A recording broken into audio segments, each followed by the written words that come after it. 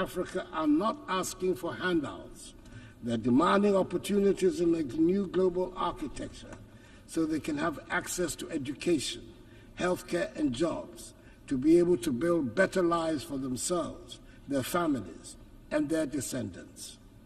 In Ghana, we've taken bold and decisive steps to ensure that no one is left behind in our national development, and we have shown that it is possible. Our flagship free senior high school policy has benefited 5.7 million young people, many of whom would have been denied the opportunity to learn, to dream, and to succeed. This initiative has transformed the lives of millions, positioning the next generation of Ghanaians to take their place as leaders in the global economy. But this is just the beginning. We need a global commitment to ensure that every child, no matter where they are born, has access to quality education. A world where children are left unprepared for the challenges ahead is not a just world. Beyond education, we've also prioritized health care for our people. Through Agenda 111, my government has embarked on the largest ever healthcare infrastructure project in Ghana's history. This initiative is constructing 111 hospitals across the country, ensuring that even the most remote regions have access to modern healthcare facilities. This is part of our broader goal of ensuring that no one in Ghana is left without the basic right to health. We've also taken significant steps to boost food security and economic growth through the Program for Planting for Food and Jobs. This initiative has improved food production, created jobs, and enhanced incomes for millions of Ghanaians. It is a clear demonstration that with the right policies and investments, we can transform our agricultural sector and ensure that no one goes hungry. In the same vein, our one district, one factory policy is transforming the industrial landscape of the nation, generating the structural transformation of our economy, which is our major strategic objective. And in addition, Ghana has embraced in full the teachings of the Fourth Industrial Revolution and is actively pursuing an agenda of digitalization.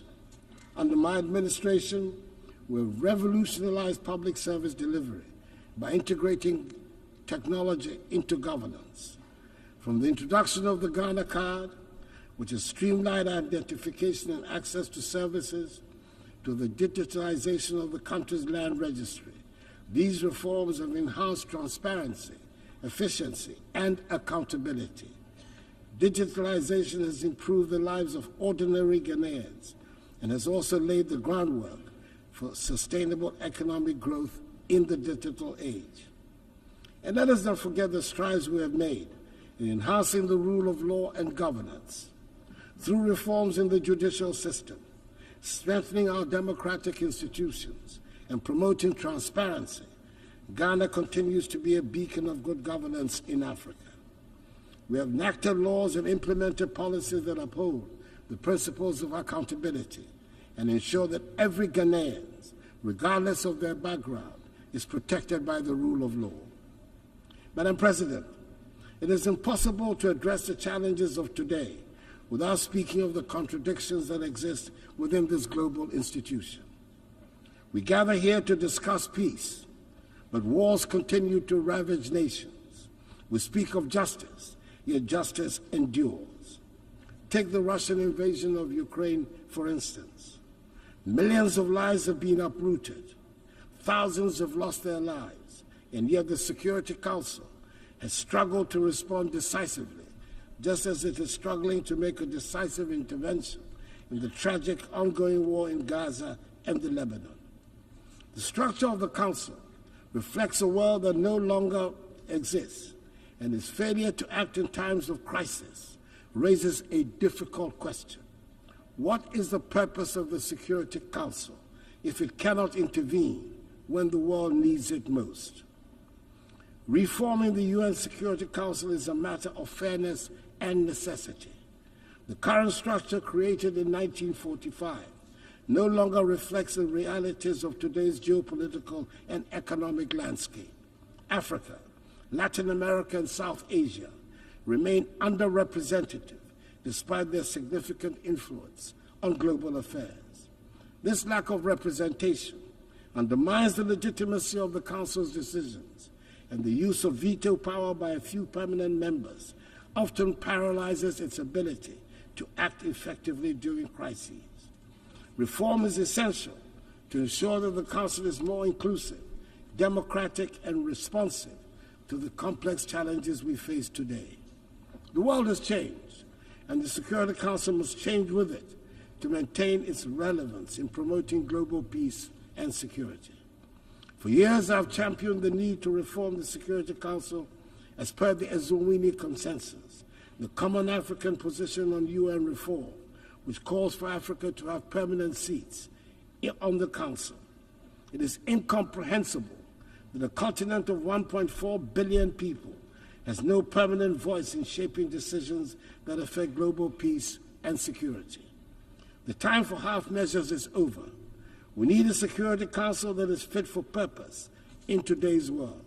It is heartening, however, that finally the demand for reform has found acceptance by leaders of 2 of the 5 permanent members, President Joe Biden of the United States of America and President Emmanuel Macron of France. Hopefully, the others will soon follow suit. We must also recognize that the fight for peace goes beyond government actions. It is a fight for humanity itself. In Africa, we have often borne the brunt of conflicts, sending our troops to peacekeeping missions with limited support from the global community. While I'm pleased to see the UN now taking steps to finance peacekeeping in Africa, an outcome of Ghana's presidency of the UN Security Council, we must go further. Peacekeeping alone is not enough. We must address the potential causes of conflict, poverty, inequality, and lack of opportunity. True peace comes from investing in education, healthcare, and economic development. However, peace cannot be imposed from the outside. It must be built from within. African nations must take ownership of their security, and the African Union needs to strengthen itself to be able to respond swiftly to threats. Madam President, as I speak today, ongoing developments in West Africa are deeply troubling. Military coups in Mali, Guinea, Burkina Faso, and Niger threaten the democratic progress we have worked so hard to achieve within the ECOWAS community. These coups are stark reminders that democracy is indeed fragile and must be continually nurtured. In Ghana, however, we will remain resolute in our commitment to democracy. As my presidency draws to a close, I want to assure this Assembly that the upcoming 2024 elections in Ghana will be free, fair, and transparent. Ghanaians have demonstrated time and again in the last 3 decades their strong attachment to democracy, which they will not permit to be undermined. The Electoral Commission, supported by Ghana's security services, is well equipped to ensure that the will of the Ghanaian people is respected. Ghana has long been a beacon of democracy in Africa, and we intend to keep it that way. The 2024 elections will be proof of our enduring adherence to the rule of law, transparency, and the principles of democratic accountability that have guided our nation in recent decades. Madam President, we find ourselves at a pivotal moment in history. The decisions we make today will shape the future of our world. We can choose to act with courage, compassion, and a commitment to leave no one behind, or we can choose inaction and allow the suffering of millions and the degradation of the planet to continue. Let me end by reminding us all that the future is not something that simply happens. It is something we create. We have the power in this room to change the course of history. Let us not shy away from that responsibility. Let us act now, and let us act together. I wish you God's blessings in all your current and future deliberations, and I thank you for your attention. On behalf of the Assembly, I wish to thank the President of the Republic of Ghana.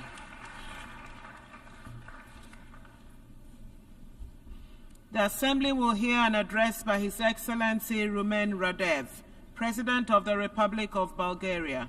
I request protocol to escort His Excellency and invite him to address the Assembly.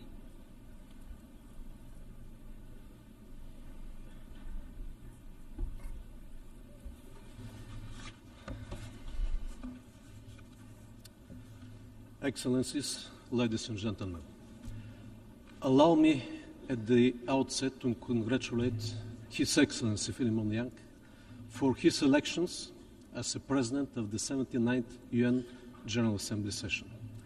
I believe that under his leadership and through his vision, the international community will move forward on the agenda of strengthening the values of the UN Charter, an effort that the humanity now needs the most. Our world faces a range of complex problems, from the unprecedented challenges to the global peace and security, to the escalating climate crisis and the persistent inequalities. We are confronted with a complex array of issues that require our immediate attention and concerted effort. We need to light the spark that ignites change. With this in mind, my country approaches the 79th session of the UN General Assembly with renewed determination to promote multilateral and workable solutions achieved through negotiations and based on the UN Charter. We must follow the path for the sake of the survival of humankind and the future generations. Taking this into consideration, we praise the Pact of the Future as a move towards a vital transformation. It becomes increasingly clear that our success hinges on a firm commitment to upholding multilateralism and the respect for international law, which are the cornerstones of our global order. This order that has been forged in UN by you and your predecessors is now under severe threat.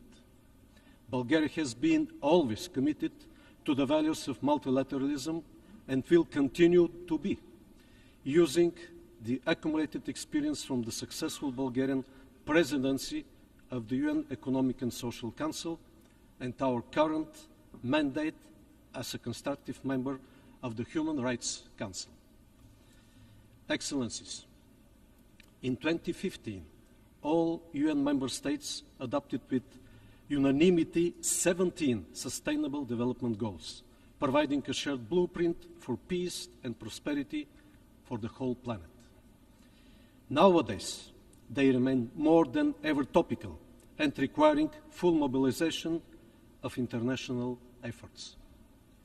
However, we must admit that the sheer deterioration of the international peace and security environment in the last years is threatening the fulfillment of our Sustainable Development Agenda, undermining the rules-based international order. Restoring and preserving the peace must not be seen but as the ultimate goal of the international community and is a basic prerequisite for the SDGs fulfillment. It has been 2.5 years since the Russian Federation unleashed a full-scale invasion of Ukraine. From the very beginning, Bulgaria strongly condemns this war, which led to hundreds of thousands of victims, enormous suffering and destruction. Every single day of this war increases the risk of escalation in intensity and geographical scope, posing a substantial threat to the global peace and security. The side effects of the war are already gravely affecting the economies and social systems of many countries worldwide. That is why the international community should seek ways that lead to de-escalation and dialogue. We should support every diplomatic effort that pursues comprehensive, just and lasting peace in Ukraine, in conformity with the United Nations Charter and the international law. Since the last year UN General Debate, we have witnessed a significant increase in instability across the Middle East. The conflict between Israel and Hamas after the Hamas brutal attack on Israel triggered a major deterioration of the security in the region with global projections. We must not forget the consequences which followed: tens of thousands dead and injured civilians in Gaza, the total destruction of vital infrastructure, and mass displacement of people.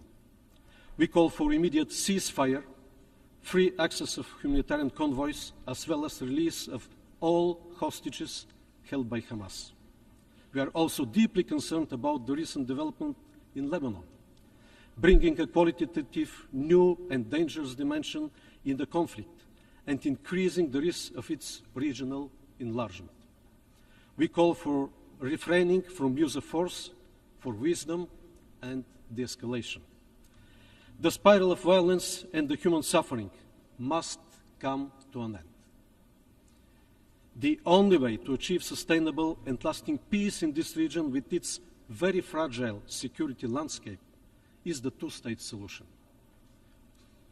Amid the ongoing destabilization around different regions, the collective global goal for a world without nuclear threat remains more critical than ever.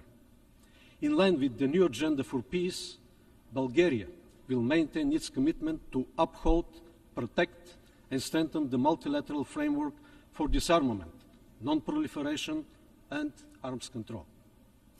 We remain dedicated to the universalization and full implementation of the Nuclear Non-Proliferation Treaty, recognizing it as the cornerstone of the global nuclear non-proliferation regime, which serves as the essential foundation for pursuing nuclear disarmament and plays a crucial role in the development of nuclear energy for peaceful purposes. As we address these challenges, prioritizing regional stability becomes vital. My country actively engages in political dialogue with Southeast European countries, driven by the conviction that the region's security, stability, and prosperity are crucial for the broader regional and international resilience. Bulgaria is a strong supporter of the European path of the Western Balkan countries. Our main priorities vis-à-vis the region are fostering good neighborliness, improving connectivity, protection of human rights, and combating ethnic discrimination. However, a serious challenge on this path are the new outbursts of incitements of hatred. Fighting and curbing the aggressive nationalistic rhetoric all over the region and concentrating on positive agenda on strengthening multi-ethnic societies and the rights of the constituent communities will prevent the evocation of the reminiscence of the troubled past of the region. Ladies and gentlemen, progress on achieving the Sustainable Development Goals is the greatest investment for the benefit of the present and future generations. Bulgaria keeps on contributing actively to this common effort through the steady implementation of the National Development Programme Bulgarian 2030 and of sustainable projects for development cooperation with partner countries, through supporting projects in education, healthcare, public infrastructure and services, as well as renewable energy solutions. We face a growing number of places around the world where warring dynamics in terms of governance, democracy, and human rights emerge. As a present member of the Human Rights Council, we reaffirm our commitment to this noble cause. Bulgaria has never looked the other way, and this speaks up through our domestic policies, our membership in the Human Rights Council, our work as a co-chair of the Group of Friends of Children and Sustainable Development Goals, Vice President of UNICEF Bureau, member of the Executive Board of UN Women, and through our support for initiatives that empower the General Assembly and aim at accountability. Our advocacy for meaningful participation of civil society, youth and women in decision-making process across the United Nations system and domestically have already yielded results, and our Youth Delegate Program inspires more young people to choose the path of active citizens. Bulgaria advocates for a human rights-based approach to sustainable development and looks forward to the inclusion of all stakeholders at the upcoming World Social Summit. Excellencies, we have focused on the peace among nations, but it is equally important to reconcile with the nature. Climate change is a threat multiplier for the implementation of all sustainable development goals. We urge enhanced action based on the global stocktake, more ambitious climate objectives, including the new finance goal at the 29th session of the United Nations Climate Change Conference. Earlier this year, Bulgaria hosted the 61st session of the Intergovernmental Panel on Climate Change, which gave impetus to the panel's 7th assessment cycle, including the production of the special report on climate change and cities. Through various panel events, we were able to invigorate the science discussion, paying due attention to the climate risks in the Black Sea region, as well as to the urban environment, the role of cities, and the need to adapt to changing climate. Another challenge that brings a lot of opportunities as well is the need for an effective digital governance based on a multi-stakeholder and inclusive approach, aiming for a human-centric digital transformation and a safe and open digital future. In light of growing challenges to the principles of international law and the rules-based order established by the United Nations Charter, Bulgaria remains committed to strengthening the effectiveness and accountability of the United Nations Security Council. We support efforts to enhance transparency and accountability within this body, co-sponsoring the key UN General Assembly resolution on veto use. Bulgaria emphasizes the need for greater effectiveness and prioritizes securing an additional non-permanent seat for the group of Eastern European states in a reformed Council. Ladies and gentlemen, let us reaffirm our commitment to addressing these global challenges with firmness and determination. The action we take today will define the future, and with courage and unity, we will rise to meet the opportunities that lie ahead. Thank you for your attention. On behalf of the Assembly, I wish to thank the President of the Republic of Bulgaria. The Assembly will hear an address by His Excellency Chandri Kapesad Santoki, President of the Republic of Suriname. I request protocol to escort His Excellency and invite him to address the Assembly.